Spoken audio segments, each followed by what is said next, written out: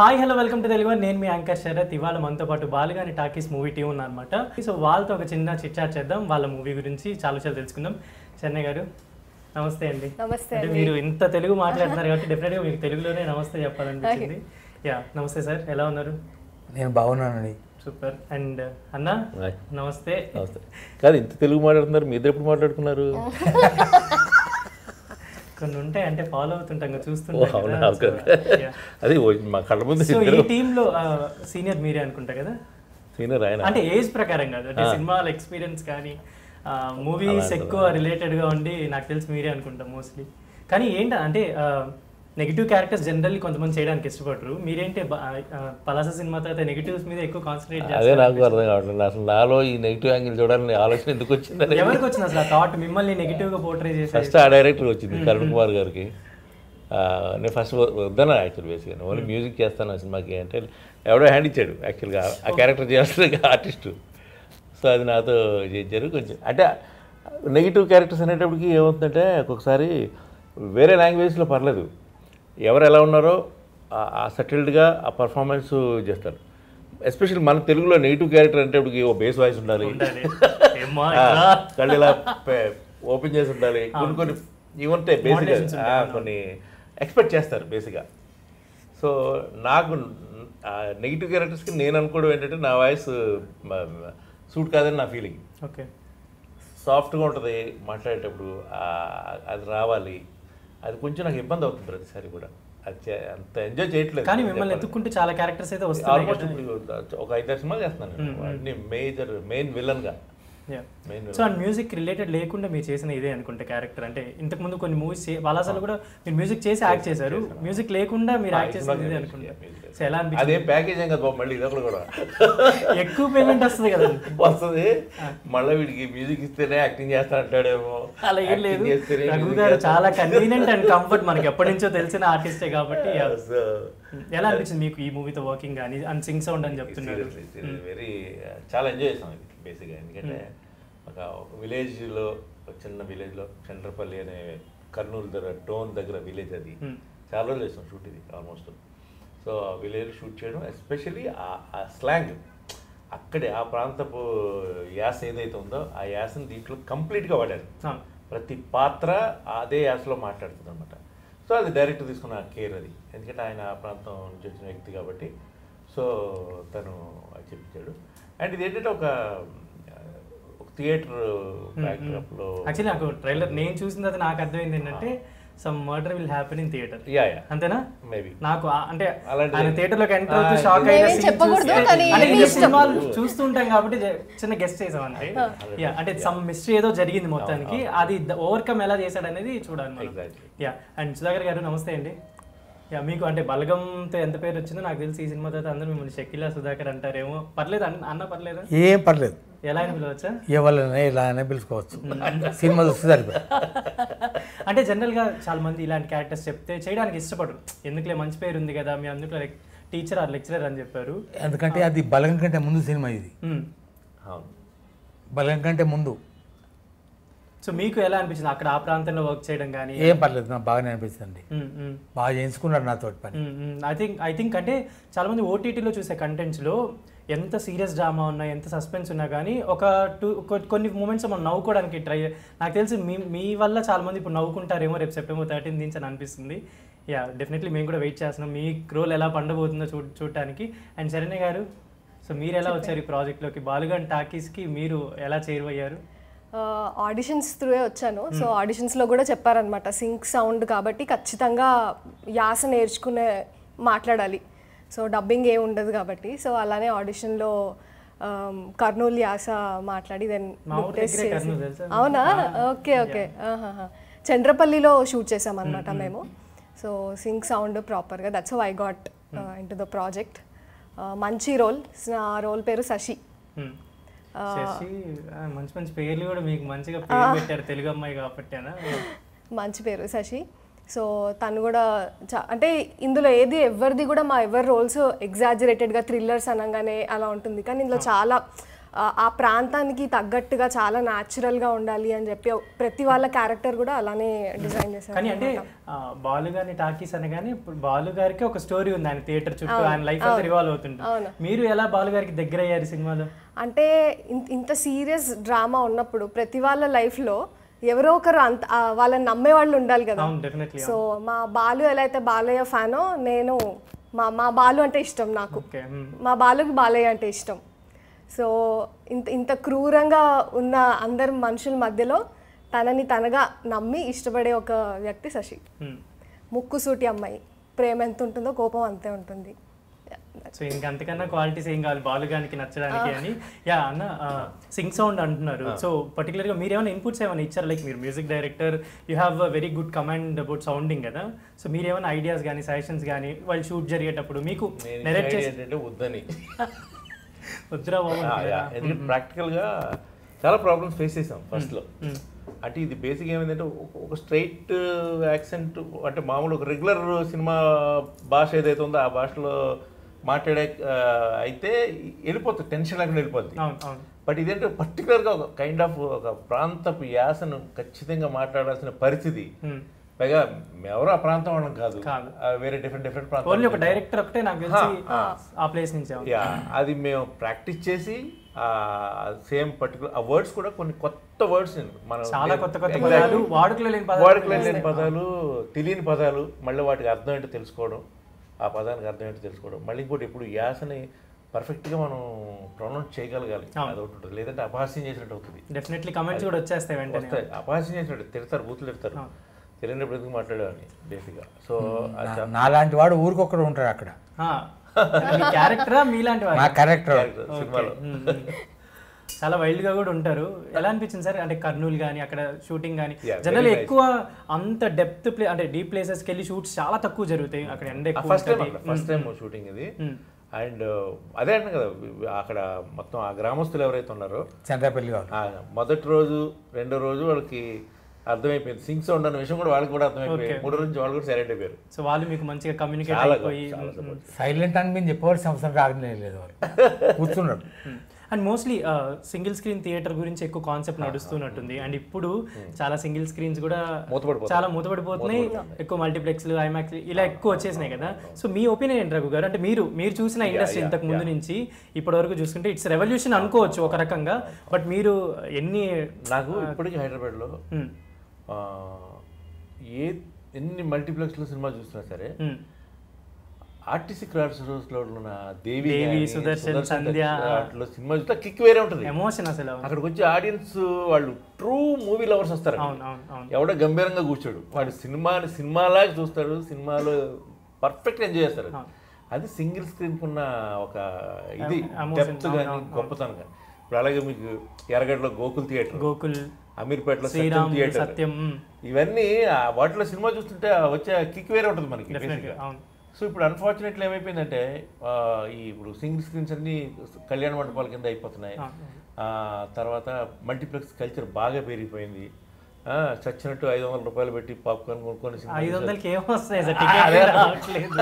Popcorn 500, cool drink 400, water bottle 200, ticket 300, మొత్తం మనిషికి 1500 వేసుకోవచ్చు. చాలా ఖరీదైన సినిమాలు చూస్తున్నాం, ఖరీదైన అట్మాస్ఫియర్లో చూస్తున్నాం సినిమా. అదేంటి మామూలు సింగిల్ స్క్రీన్లో ఉల్లిపాయ సమోసాలు, పాప్కార్న్ అక్కడ ఎంత ఇదిగా వచ్చేది కదా. సో అది ఇప్పుడు క్లోజ్ అయిపోవడం అనేది చాలా బాధాకరమైన విషయం. బట్ ఏంటంటే ఓకే, ఇప్పుడు టెక్నాలజీతో పాటు టెక్నాలజీని ఎవరో ఎదిరించలేరు, దాన్ని ముందు నిలబడలేరు కూడా బేసిక్గా. సో మరి ఓటీటీ కల్చర్ అనేది వచ్చినప్పటికి ఇంట్లో సినిమా మేబీ అంటే నెక్స్ట్ జనరేషన్స్ విల్ మిస్ ఏమో. అంటే మేము రీసెంట్ వరకు కూడా ఏదైనా రిలీజ్ జరిగింది బాలకృష్ణ గారిది కానీ, చిరంజీవి గారిది కానీ, పవన్ కళ్యాణ్ గారిది కానీ, ఇంకా మేము అసలు మర్చిపోతాం, మనల్ని మనం మర్చిపోయి ఎంజాయ్ చేస్తుంటాం థియేటర్స్లో. Maybe that was missing for next generation. But thanks to this shoot మేము ఒరిజినల్గా అలా ఒక సింగిల్ స్క్రీన్ థియేటర్లో షూట్ చేసాం కొన్ని సీన్స్. అక్కడ ఇంకా రీల్ పెట్టేది అదంతా వర్కింగ్ ఉంది, ఇంకా పనిచేస్తుంది, అది ఇట్స్ స్టిల్ ఇన్ ఆపరేషన్. అసలు ఆ ఎక్స్పీరియన్సే భలే అనిపించింది అక్కడ షూట్ చేయడము అంతా. ఇందులో ప్రతిదీ కూడా ఏది మేము సెట్ వేసి అలా చేయలేదు, రియల్ లైవ్ లొకేషన్స్కి వెళ్ళి ఆ ఊర్లో కొన్ని ప్లేసెస్లో అయితే అసలు ఫోన్ సిగ్నల్ కూడా ఉండేది కాదనమాట. మీకు తెలుసు, మీరు కర్నూలు దగ్గర అన్నారు, డోన్ దగ్గర. సో అక్కడ చేసామన్నమాట. సింక్ సౌండ్ కాబట్టి అందరం సైలెంట్గా ప్రాపర్గా స్లాంగ్ మీద వర్క్ చేసి లైవ్ లొకేషన్స్కి వెళ్ళి అలా చేసి. మీరు ఆ ఏరియాలోనే ఇప్పుడు షూట్ చేశారంటున్నారు కదా, అంటే చాలా తెలుగు అమ్మాయి లాగా ఉన్నారు కదా, అక్కడ వాళ్ళు ఎవరైనా కాంప్లిమెంట్స్ ఇచ్చారంటే షూట్ జరిగేటప్పుడు? అవునా? సో బాలుగారి టాకీస్ తర్వాత నెక్స్ట్ శరణ్ గారు అదే థియేటర్ లో. This is my debut. ఇంకా మంచి సినిమాలు చేయాలనుకున్నా. దిస్ ఇస్ మై వాళ్ళు ఇచ్చిన కాంప్లిమెంట్స్ ఏమైనా ఉన్నాయి అంటే జనరల్ గా చాలా రూరల్ ఏరియాకి వెళ్ళారు కదా, వాళ్ళు మా అందరిని చూసి కూడా, నన్నని కాదు మా అందరిని చూసి కూడా వాళ్ళ ఊర్లో వాళ్ళు అన్నట్టే అనుకున్నారు. మా అటైర్స్ కూడా మీరు అబ్జర్వ్ చేస్తే మేము రెడీ అయిన విధానం కానీ, కాస్ట్యూమ్స్ కానీ, మేకప్ కానీ చాలా న్యాచురల్ గా, ఎక్కడ మనం సినిమాటిక్ వేలో లాంగ్వేజ్, జనరల్లీ మనము రాయలసీమ స్లాంగ్ అనగానే సినిమాటిక్ రాయలసీమ ఒకటి ఉంటుంది, అదేది యూజ్ చేయలేదు. మనం ప్రాపర్గా ఆ లొకేషన్ తగ్గట్టు మాట్లాడాము, అలానే రెడీ అయ్యాం కూడా అంతా. సో నాకు తెలిసి మా అందరినీ వాళ్ళు వాళ్ళలో ఒకరుగానే అనుకున్నారు. డెఫినెట్లీ ఈ నేను ట్రైలర్ కింద వీటి కింద కొన్ని కమెంట్స్లో కూడా మెన్షన్ చేసి చూసాను అనమాట. అంటే వాళ్ళు ఎంత ఓన్ చేసుకున్నారని నాకు ఆ కమెంట్స్ అర్థం అవుతుంది అనమాట. డెఫినెట్లీ వాళ్ళు 13th కోసం వెయిట్ చేస్తున్నాను, ఇప్పుడు స్ట్రీమ్ అవుతుందా చూద్దామని. అండ్ మీలాంటి వాళ్ళు ఇందాక మీరు చెప్పారు ప్రతి ఊరిలో ఉంటుంది. సో అలా మీకు మీ ఫ్రెండ్స్ కానీ అలా పర్సనల్గా ఎవరైనా ఉన్నారా అక్కడ? నార్మల్గా మీ లైఫ్లో ఎప్పుడైనా అలాంటి వాళ్ళని చూసారా మీరు? నాకు లైఫ్లో అటువంటి వాళ్ళు లేరు. ఈ క్యారెక్టర్ లాగా ఉంటారు, ఆ క్యారెక్టర్లో అట్లాంటి క్యారెక్టర్లో పరిచయం అయ్యారు అక్కడ. సార్ నాకు మీలాగనే సినిమా ఉన్నది డెఫినెట్లీ ఆవిడ ఈ సినిమా చూస్తే కూడా చాలా ఎమోషనల్ ఫీల్ అవుతారు, ఎందుకంటే ఆవిడ గుర్తెచ్చుకుంటూ చాలా సీన్స్ పెట్టారు కాబట్టి డెఫినెట్లీ ఆవిడకి కూడా ఒక మంచి రిమెంబరెన్స్ అనిపిస్తుంది అనమాట. స్క్రీన్ ఆవిడ మిస్ అవుతుంది కాబట్టి. ఎందుకంటే ఒకప్పుడు రజనీకాంత్ సినిమాలతో పోటీపడ్డ సినిమాలు ఆమె. అవును అవును, అంతటి గొప్ప నటి. అది నిజంగా ఒక చరిత్రే, ఒక శృంగార నాయిక ఆమె. సో మొన్న ఆహా ఇండియన్ ఐడల్ ప్లాట్ఫామ్లో మీరు రిలీజ్ చేశారు కదా, అండ్ అప్పటి నుంచి నాకు తెలిసి చాలా మందికి బాలుగాన్ టాకీస్ గురించి మంచిగా మాట్లాడుకున్నారని తెలిసింది. సో ఎలా ఉండబోతుంది అనేది ఆడియన్స్కి చెప్పాలంటే, అంటే బాలకృష్ణ గారి ఫ్యాన్ అని చెప్పి బాలుగానికి ఆల్మోస్ట్ ఇంట్రడక్షన్ వచ్చేసింది. బాలకృష్ణ గారి సినిమా కూడా ఐ థింక్ ఇక్కడ మెన్షన్ సింహ సినిమాకి కూడా మెన్షన్ చేశారు, ఆయనకు ఆల్రెడీ ఒక పబ్లిసిటీ వచ్చేసింది. మీరు సినిమా గురించి ఆడియన్స్కి చెప్పాలంటే ఏం చెప్తారు? ఇప్పుడు నేటివిటీ ఉన్న సినిమాలు ఇప్పుడు బాగా వస్తున్నాయి. అంటే కథలు వెనక్కి వెళ్తున్నాయి, ఓల్డ్ డేస్కి వెళ్ళిపోతున్నాయి. రొటీన్ రొట్ట కథలు ఎవరు సినిమా దేకను కూడా దేకట్లా, తీయట్లేదు, తీసిన ఆడట్లేదు. సో కథలు ఇప్పుడు గ్రామానికి వెళ్తున్నాయి ఈ మధ్య మీరు ఈ ఇయర్ చూసుకుంటే ఆయి సినిమా కానీ, బలగం కానీ, ఇవన్నీ ఊర్లకి వెళ్తున్నాయి సినిమాలు. సో ఇప్పుడు జనరేషన్ ఈ కుర్రోళ్ళకి కూడా అప్పుడు ఆ ఊళ్ళో ఏం జరిగింది, ఊళ్ళో ఎలా ఉండేదా, ఊళ్ళలో ఎలా జరుగుతాయా అనేది ఒక ఇంట్రెస్ట్ అనేది ఒకటి క్రియేట్ అవుతుంది ఆడియన్స్లో కూడా. సో ఎగ్జాక్ట్గా ఈ సినిమా ఏంటంటే ఒక రా ఏరియా, ఒక కంప్లీట్ రా రస్టిక్ ఏరియాలో జరిగిన ఒక సింగిల్ స్క్రీన్లో ఆ అబ్బాయి హీరో తను ఎలాగైనా సరే ఆ థియేటర్ మళ్ళీ రీఓపెన్ చేయాలి అని అతను ప్రయత్నిస్తుండడం, నేనేమో అది ఓపెన్ చేయకూడదని అడ్డం పడ్డం. ఈ కాన్ఫ్లిక్ట్ లో నడుస్తుంది సినిమా. ఈ ఇన్సిడెంట్స్ లో ఒక మ్యాటర్ జరుగుతుంది, అది ఎవరు చేశారు, దాన్ని తప్పించి ఆయన ఎలా సినిమా రిలీజ్ చేశాడు అనేది మనం September 13th ఆహాలో చూడాల్సింది. ఇంట్రెస్టింగ్ ఎలిమెంట్ బేసిక్గా. సో మీరు ఏమైనా చెప్దాం అనుకుంటున్నారా మీ ఎక్స్పీరియన్స్ పరంగా కానీ, ఈ సినిమా పరంగా కానీ ఆడియన్స్కి ఏమైనా? ఏంటంటే చాలామంది హీరోల కథలు వాళ్ళ సినిమాలలో కనిపిస్తుంటాయి. ఇందులో సినిమా నడిపించేటటువంటి వాడే హీరో, అతని కథ ఇది డెఫినెట్లీ. ఎందుకంటే వాళ్ళకు వెదరు కథలు అన్నీ ఉంటాయి. సినిమా ఎంత భాగమో మనకి ఎగ్జిబిటర్లు కానీ, సినిమాలో వర్క్ చేసే వాళ్ళు కానీ, టాకీస్లో పనిచేసే వాళ్ళు కూడా వాళ్ళకి లైఫ్ కూడా ఇదే కాబట్టి సినిమా టాకీస్ మూతపడకుండా దాన్ని కాపాడాలి, కొనసాగించాలని తాపత్రయపడేటటువంటి ఒక సినిమా నిర్వాహకుడిగా ఆయన ఎంత తాపత్రయపడతారో హీరో అదే కథ అందరికీ నచ్చుతుందని అనుకుంటున్నాను. అండ్ మీ క్యారెక్టర్ గురించి టు ద తెలుగు ఆడియన్స్ ఏం చెప్దాం అనుకుంటున్నారు అబౌట్ దిస్ మూవీ? నా క్యారెక్టర్ గురించి అంటే మీరు అందరూ చూసుకుంటారు మిమ్మల్ని, ప్రతి బాలులో కూడా మిమ్మల్ని చూసుకుంటారు. ఎందుకంటే తాతగారు చెప్పినట్టు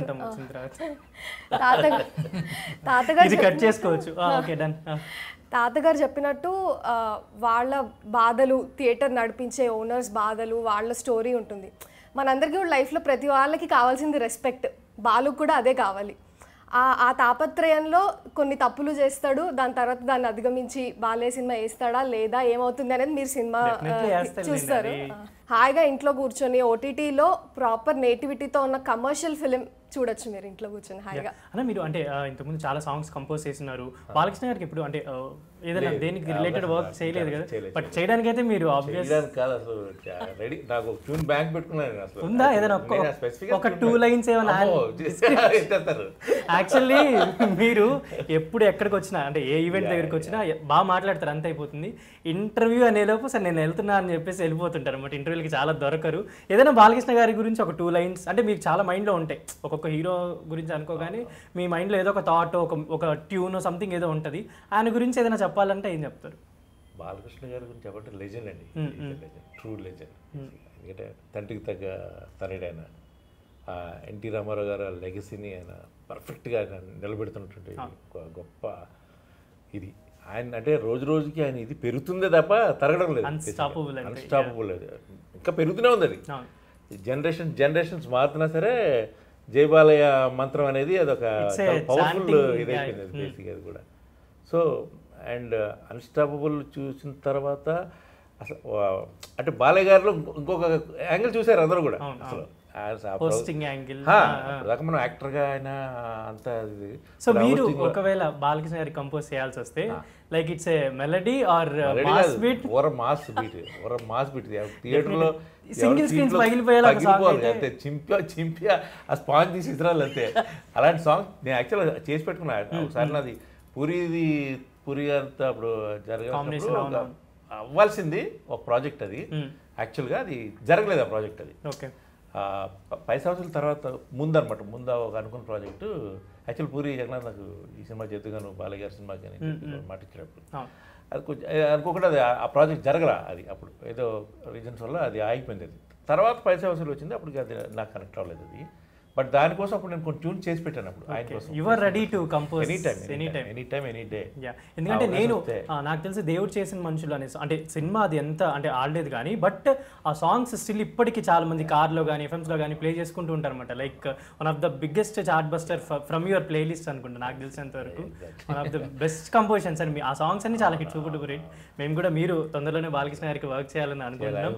అండ్ మీరు ఏమైనా బాలకృష్ణ గారి గురించి చెప్దాం అనుకుంటున్నారు? లైక్ ఈ సినిమా ఎక్కువ ఆయన గురించి రివాల్వ్ అయింది కాబట్టి స్టోరీ అంతా. బాలకృష్ణ గారు హీఈస్ అన్ ఎమోషన్ అండి. ఆయన గురించి మనం స్పెసిఫిక్గా ఇది అంటూ ఏం చెప్పలేము. ఐ థింక్ నేను పెరుగుతూ విన్నది అబౌట్ హిస్ డిసిప్లిన్. ఆయన ఎనర్జీ గురించి ఎంత వింటామో ఆయన ఎంత డిసిప్లిన్డ్గా ఉంటారు యాక్టర్గా, అది కూడా ఐ థింక్ దట్స్. సో తనకి అంటే తను next ready to do with Balakrishna గారు అని చెప్తుంది అనమాట.